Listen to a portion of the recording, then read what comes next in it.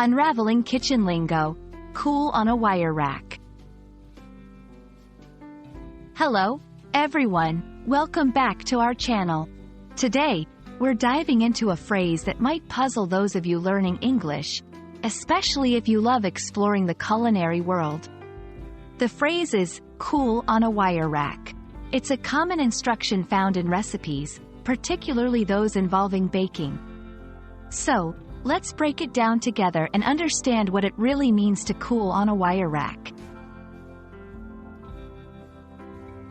When a recipe instructs you to cool on a wire rack, it's telling you to allow your freshly baked or cooked item, like cookies, cakes, or bread, to come down to room temperature after being taken out of the oven. The wire rack is a kitchen utensil made of intersecting wires creating a grid, usually with feet to elevate it, allowing air to circulate freely around the food. This process prevents the bottom of the food from becoming soggy by ensuring that steam can escape, rather than condensing and making the item moist or damp. Cooling on a wire rack is not just about waiting for your food to cool down. It's about preserving texture and quality. By elevating the food, you ensure it cools uniformly.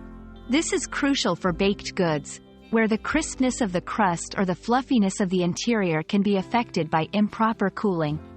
It also stops the cooking process more rapidly, preventing the bottom from becoming overcooked or burnt due to residual heat if left in the pan or on a solid surface. What if you don't have a wire rack? While not ideal, you can improvise by using a chopped-up cardboard box with holes punched in it for air circulation, or simply transfer the food to a cooler, preferably metal surface to stop the cooking process quickly. Remember, the goal is to allow air to circulate around the entire piece of food.